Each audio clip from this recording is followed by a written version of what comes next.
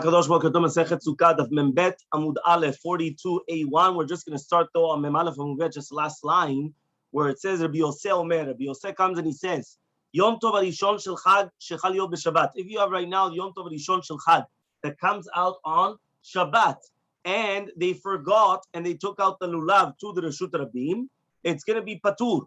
Why? Because he took it out with permission, which means the fact that he took it out with a permission, it means that he's going to be exempt. Amar Abaye comes and he says, Lo Shanu, what are we dealing with? Ela shelo yatzabo.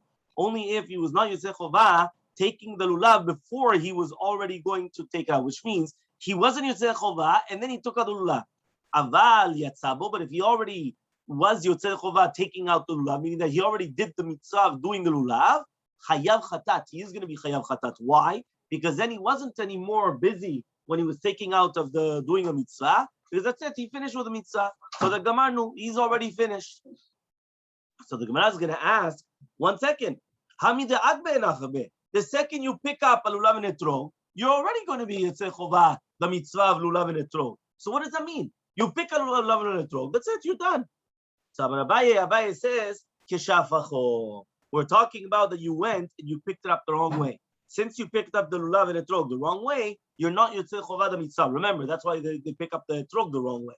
Right? There was a whole thing. Do you pick up the etrog the wrong way, or do you right? There's a whole thing, but that's what we do. Okay. Rava comes and he says, Afilu teima shelo afachu. Even if you're going to tell me that you didn't put it upside down, hachav ma'искina. What are we dealing with?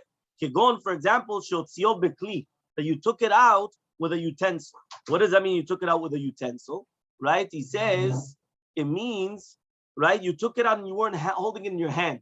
So since you weren't holding it in your hand, that's why you're not going to be Yotzei Chovah. Which means we had the question: when you pick it up, you're going to be Yotzei Chovah. No, because if you picked it up with a utensil, you're not going to be Yotzei Chovah.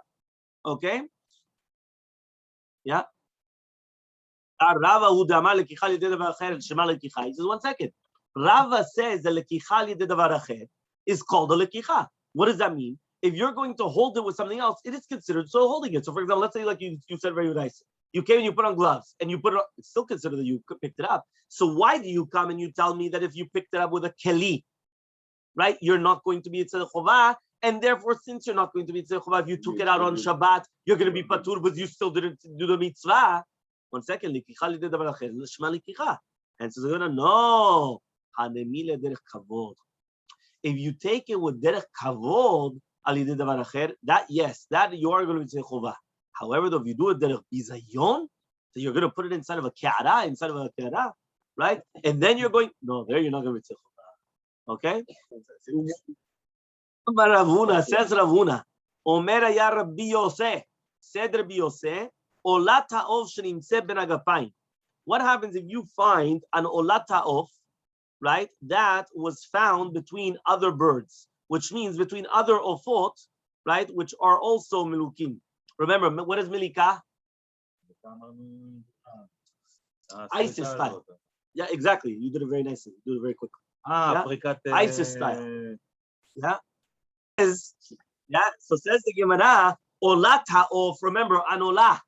What's the difference between olat ha'of and chatat ha'of? What do I care if it's an olah or chatat? Eating when you eat it. Not only eating. Huh? You're only thinking about the food.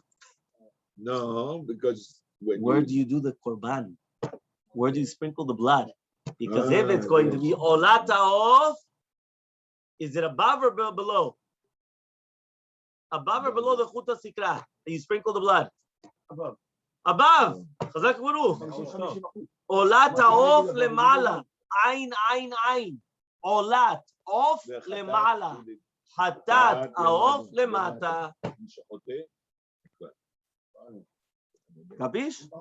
Yeah, you remember? So therefore, why? Because if you switched it, you're not Yotzei Chovah, which means the olat ha'of, you have to sprinkle the blood above the chuta sikra. You know what the chuta sikra is? In the middle of the mizbeach, right? There was a red line, right? So therefore, in that red line, which was 1 amah below, right, the amah sovev, so therefore that you had to do it above. The chatat ha'of was done below, and by a be'emah is the opposite. Okay, so therefore, Amar Ravuna, all right, says Ravuna, Omer ya Rabbi Yosef, says Rabbi Yosef, Olat ha'of shenimtzeh ben agapayim, uksavul chatat ha'of. So now what happens? You thought it was a chatat, and it was un Allah. Now, here we are talking about the eating, right? Yeah. So what happens? He says, Va'achala. He ate it. Now, do you eat an olah? Do you eat an olah? A burnt offering. Do you eat it? No, it's called Ulolah Hashem. It's Khalil. It's completely consumed. So what are you doing? Achalta ota, as they say. So what happens? Patur. Why are you going to be patur? He says, because you thought you were doing a mitzvah. So the fact that you did a mistake and you thought you were doing a mitzvah, so every dvar mitzvah, you made a mistake in doing a mitzvah, you're patur. So says the Gemara, right? He says, there it's a difference. There you should have learned. Right? The Gemara says you should learn. For example, a person doesn't know a beracha. A person doesn't know, I don't know, what beracha is this croissant? I don't know if you're allowed to make a beracha. But let's say, what beracha do you make on a croissant? Yeah? What beracha? Something which is poisonous, you make beracha. You take poison, you eat poison, you make beracha. Yeah? So the question is, yeah, what beracha? I don't know what beracha to make. What should you do? Shakol. That's what everyone says. Wrong. Wrong. Says the Mishnah Berurah, Has v'shalom. When do you make a shakol? When there's a doubt what beracha to make, which means that there's machlokot, there's this, there's that. Do you know what? Make shakol. But if you don't know beracha, well, you're an amaretz. Go learn. Ask a rabbi. Find out. Well, no, I don't know beracha. Shakol. Not shakol. Go learn. Gay learning. You know what that means? Go learn. Yeah. Yeah. When I was coming to teach you, the top of it's the exact same thing. Which means, what did we just teach you now? A person thought it was a chatat, and therefore he ate it. It was a chatat, and it was an olah. It was a burnt offering. He wasn't supposed to eat it. Patur. Why is he patur? He made a mistake in doing mitzvah. We just learned that halacha. So says, no. I would have thought say hatam in the case that he's going to be choy with mitzvah, he's going to be patur from a korban. That's when he actually did do a mitzvah. But here, the tabit mitzvah, he didn't do a mitzvah. When he came and he ate the wrong thing, he did a mitzvah. He didn't do a mitzvah. Meaning, by the case of love and etrog, at the end of the day, you did do a mitzvah, but you just made a mistake. You went and you took it outside on Shabbat. Okay, but you did do a mitzvah. So fine. So there, I would say you're going to be patur. But in this case, you didn't do any mitzvah. There's no mitzvah. You ate an olah. That's called a mitzvah. You didn't do a mitzvah. So therefore, I would have thought to say that it's not a Torah mitzvah. Therefore, you're going to be chayav. You're still going to be patur. Meitvei, we ask a question. Rabbi Yosef Omer. Rabbi Yosef says, "Hashochet et tamid she'eno mevukar kilchato." If somebody's going to do shechita, yeah. So a person comes and made a mistake. They did a shechita on a korban tamid, a keves, right, which was not mevukar. What is mevukar? You have to do bikur. You have to check it out. How many days? 4 days. You have to check a korban, right, for 4 days to make sure there's no mums before bringing the korban. Make sure there's no blemishes. That's why the Ashkenazim do 4 days of silichot minimum. Why? To check their bodies before they are sacrificed on Rosh Hashanah. Yeah? You didn't know that? It's Misham Berurah Mefurash. Yeah, Mefurash. That's the Rama. The Rama says they always start 4 days before. Therefore, if Rosh Hashanah is before the 4 days, right? So then they have to start the week before. Even today, they do shita, they check the animal 4 days before. No. This is a korban. Korban has to be checked for 4 days. Animal, no, because when you do shechita, you check the animal on the spot. If it's a terefa, kaddish, it's a terefa. If it's not a terefa, so maybe it's only glat, maybe it's not even glat, whatever it is. But that's to do with eating. Eating is not a korban. A korban is to bring a sacrifice to Hashem to make sure there's no blemish. You understand? An animal could have a blemish as long as it could live the year. It could have a blemish, and you could still do shechita and eat it. What happens if you have an animal that broke its leg? You can't bring it as a korban. You could do shechita and eat it. You understand? So therefore, what happens is that an animal, you need to check it 4 days in advance to make sure that it doesn't have a blemish. Okay? And therefore, it's so too, the Ashkenazim. So therefore, if Rosh Hashanah is before Wednesday, meaning if it's Sunday, Monday, Tuesday, so for example, this year is Monday night, right? So this year, if it's going to be Monday night, so what happens is they don't start on Sunday because it's not going to be 4 days. So they have to start a full week before. So this year, the Ashkenazim are going to have a week and 2 days. Sunday to Sunday. But usually they can have 4 days. If let's say they have a Wednesday night or whatever it is, so they have Sunday, Monday, Tuesday, Wednesday. That's it. So they only start on Sunday. They have 4 days of silichot right before Rosh Hashanah. You have to check yourself 4 days before. Yeah, for sure we don't have blemishes anymore. Wow, after 40 days you saw a blemish. Yeah, For sure not. But that's only if we come every single day to the silichot. And we come on time to the silichot. Yeah? That's only if we come every single day to the silichot and on time to the silichot. Fine. Says the Gemara. So one more time, Rabbi Yosef comes and he asks the following question. Hashohet et tamid she'eno mevukah kilchato. You did a shechita to korban tamid, but it was not checked like the halacha. Right? When did you do that? And you did this on Shabbat.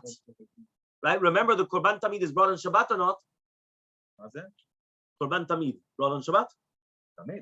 Tamid is brought. It's always brought. It's always brought. Even on Shabbat. Yeah, so he says, right, chayav chatat, you're still going to be chatat, v'tzarich tamid acher. And you also need a tamid acher. So therefore you see here, 1 second, this person's toeh bidvar mitzvah, because he did an avirah of doing shechita on Shabbat, but he was busy doing the korban tamid, but he didn't check if it already had a mum or not. So he made a mistake. But we still say here that he's going to be chayav. So how could you tell me toeh bidvar mitzvah is going to be patur? Here it says toeh bidvar mitzvah is going to be chayav. Amalei, he comes and he answers, bar minade, he take this out. No. Ta'it man was already stated. Amar Rav Shmuel bar Chatae, Amar Rav Nuna Saba, Amar Rav Yitzchak bar Yishyan, Amar Rav Huna Marav. Says Rav Shmuel bar Chatae, the name of Rav Huna Saba, name of Yitzchak bar Yishyan, name of Rav Huna Marav. Kegon shivyom lishka shavot. You brought it from the lishka shavot. So once you brought it from the wrong lishka, from the wrong chamber, it's not toeh bidvar mitzvah anymore. Because since it wasn't in front of him during the time, right, at the proper time, so therefore it wasn't a toeh bidvar mitzvah. It's pashut, you were making a mistake. So it's karov lemezid. It's like you were doing it almost purposely. So since you were doing it purposely, it's not considered toeh mitzvah, and that's why you're going to be chayav. Okay, so again, usually in a normal circumstance, the toeh bidvar mitzvah is going to be patur. In our case, you're going to be chayav because in this case of the korban tamid, because it's almost mezid. It's almost like you did it purposely. Because usually you check into it, you look into what's going on, and therefore it's going to make a difference. Mishnah Membet Amud Aleph 42a Mishnah. A woman could receive the lulav after they went and they took the lulav and the etrog. She could receive it back, and she puts it into water in order that it doesn't get dried up. Even on Shabbat, afilu b'Shabbat. Okay. Yes. Yeah. 100%. Rabbi Yehuda now comes and he says, "B'Shabbat machzirin." On Shabbat, you are going to be able to put it back into the water, and b'Yom Tov mosifin. On Yom Tov, you're allowed to even add water, and in Chol HaMoed, you're allowed to switch the water. So one more time, there's lachzir. Lachzir means just that if it was in water, I took it out, I could put it back in. There's mosifin. Mosifin means that I'm going to add, right? Like mosif. You know what mosif is, yeah? Moshishi, yeah? Mosifin. So I'm going to add on something. And then what? And then what is there also is machlifin. Machlifin is I'm switching the water. Okay? Yeah? Katan. Hayodea lena'anea. A child that knows how to be mina'anea. He's obligated midrabanan because of chinuch. I don't know, 7 years old. 7, 8. I've been buying a lulav and a trog for Moshe for years already. And a good one. Yeah. Shita says the Gemara, it's obvious, since the lulav is a chefetz which is ra'ui for the mitzvah for that day, for sure it's a muktzeh. Why can't I give it back to my wife? Then now my wife can put it in water, right? Remember, you're giving it to your wife and your wife is putting it in the water. You're not putting it in the water. She's doing it, right? But why would there be a problem with muktzeh? I'm saying if you're allowed to use it on that day, there's no muktzeh. She says, no. I would have thought, say, hulvi inshallah, but the woman is not a chayav in the lulav. So she's not chayav in the lulav. It's muktzeh for her. So Imel Lotagah would say she can't accept it. So only you could put it in the water, not her. You could put it in the water, not her. Kamashmanan comes to teach you the Mishnah that even though the woman, right, that she's not chayevet, it's not muktzeh for her because since it's a mitzvah for men, it's a kli. Once it's a utensil, so now it's mutar for everybody, and therefore you can give it to her and she can put it in the water. What? No. It's like considered like a kli, which means the second that men are allowed to shake the lulav on Shabbat. Again, remember this is once upon a time when they were allowed to. So if they were allowed to use it on Shabbat, so it's considered a utensil. It's not considered like a stone that you're not allowed to move. It's considered like a utensil. Once it's a utensil, the woman could also move it. So therefore, there was no problem. Okay? Next. Katana yodea lena'anea. A child that knows how to shake the lulav and etrog, he's obligated to lulav and etrog. Tanu Rabbanan. The rabbis taught. Katana Yudel and Chayav Belulav. Right? So Katana knows that to be Meneh is Chayav Belulav. Litatef, also in tzitzit. A child is obligated to tzitzit. You put on children tzitzit every day. No, you're talking about talit. Not talit. I said litatef is betalit. Chayav betzitzit. Right? It's tzitzit also. So tzitzit. But even talit katan and also talit gadol. Talit gadol also. From what age? A child? A child that he knows already. That he knows already. By the way, you should know. Or lishmor tefillin, to be shomer tefillin, aviv lokach lo tefillin. The father is going to buy him tefillin. Or yodea ledaber, if he knows how to speak, aviv limdot Torah, kriyat shema. His father is going to teach him Torah and kriyat shema. So it says the Gemara, Torah mahi. What is Torah? Kriyat shema. What is mahi? What is kriyat shema? Pasuk rishon, shema yisrael shema kriyat shema. Hayodea lishmor gufo. If he knows how to watch over his body and properly, what does that mean? O chalin al gufo taharot. We're talking about that he's going to be. Right, you're going to be eating, right, taharot with him, which means you're allowed to eat taharot that your body touch with him, or lishmor tedav, or to be shomer, right, with his hands. Okay? Okay, very good. Says the Gemara, yeah? So Gemara says if he knows how to lishmor et yadav, so lishmor gufo, you're allowed to eat taharot. If it's going to be lishmor et yadav, ochlim yadav taharot, so then they could eat through his hands taharot. Yodea lishael, if he knows exactly, right? If they ask him, if he knows how to answer, so then Yodea lishael b'shut hayachid tzvekot tameh, b'shut rabin tzvekot tahor, which means if they don't ask him whether it was tameh, not tameh, so if it's going to be b'shut hayachid, so therefore it's going to be safek tameh, so therefore it's going to be tameh. Now if it's going to be b'shut rabin, the public domain safek tahor. That's the general rules anyway to do a tumah.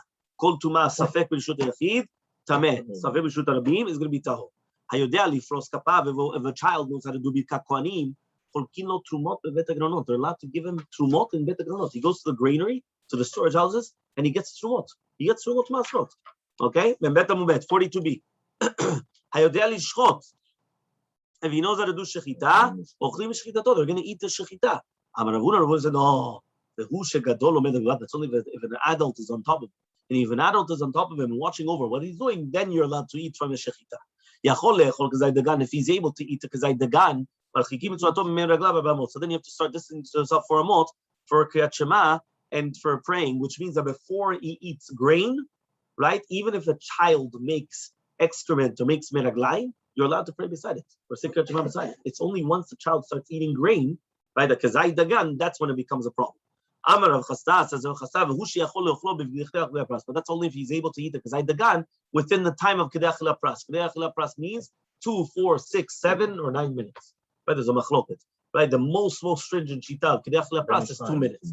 Right, but then afterwards it comes 4 minutes. Yeah, 2 minutes. And afterwards it comes 4 minutes, and it becomes 6, 7, 8. Right, all these things. Okay, very good. Says the Gemara, Amar Rav Chia bered Rav Yeva. Right, says Rav Chia bered Rav Yeva uve gadol. And when we're talking about now a gadol, so he says, so you have to distance yourself. Even though you cannot eat, you do have to distance yourself. It says in the pasuk, that when a person gets dat, so then his so'ah becomes more disgusting as well. Meaning the excrement becomes worse once a person starts getting dat. And the more that you know, right, the more that it becomes disgusting with so'ah. Okay? I would have thought to say that even if you're going to Katan, should be able to eat a kazai tzali, right? Shochtin lav the Pesach, they could do then the Korban Pesach on it. Shneimar, because it says, right, this is the last one, that you could do this, right? So he says, Shneimar, it says, pasuk, ish lefi yochlo. So therefore, since it says ish lefi yochlo, so it says that they cannot be b'nei achila. Why? Because it says ish. It's a davkan ish, not a child. Rav Yehuda says, ad sheyachol levarer achila, until you can distinguish between something which is fitting for eating and not fitting for eating. Ketzad. If you're going to give him a stone and he's going to throw it out, and you're going to give him a walnut and he's going to eat it, so now he understands the difference between food and not food. So therefore, that's going to be the difference. Okay, lulav hagazul. We just finished the perek of lulav hagazul. We're going to start the 4th chapter. Perek revi'i mishnah. Lulav arava shisha v'shiva. So the mitzvot of netilat lulav and hakafat hamizbeach, right? The zakafot is going to be whether 6 days or sometimes 7 days. Halel v'simcha, right? Halel and simcha is the basar of the shlamim, of the peace offering. That's going to be for 8 days. Shmona yamin, right? It's going to be for 8 days. Sukkah v'nisuch hamayim, the mitzvah of sukkah and nisuch hamayim, which is the water libations on the mizbeach. Shiva is going to be for 7 days. Hachalil, the flutes of simcha bet hashoeva, is going to be 5 days and sometimes 6 days. So basically, we're going to have to calculate how many days is each type of a thing.